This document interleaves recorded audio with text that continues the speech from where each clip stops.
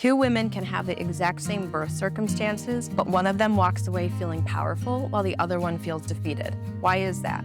The difference is what was happening in their minds. Thoughts that are going through your mind about your upcoming birth don't just stay in your mind. They're actively changing your body in real time, your hormones, your breathing, your muscle tension, even whether your cervix opens easily or fights against you.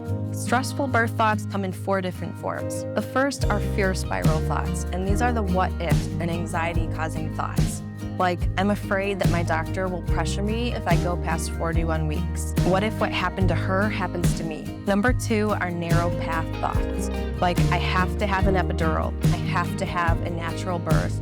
I have to make sure I get to the hospital this time, or I have to make sure I don't go to the hospital this time. Number 3 are prediction thought, and these declare a negative outcome as if they're a fact. For example, my labor is going to be long and hard. I know I'm going to disagree a lot with my nurses. I just know I'm going to be a wreck since I have a low pain tolerance.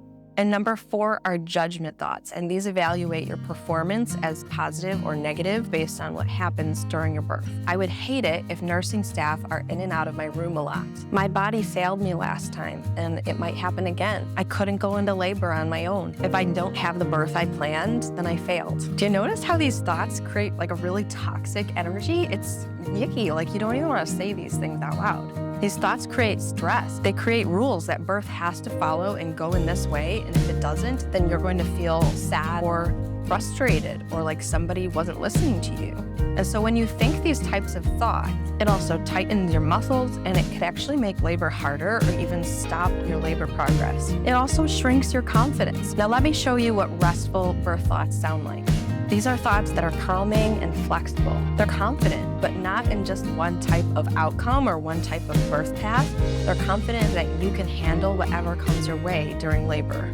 Number 1 would be empowering thoughts. I have the power to lead the room with my peace. I can make informed decisions for me and my baby. Number 2 are flexible thoughts. I can give birth beautifully any way my body needs, whether it's a long or a short labor.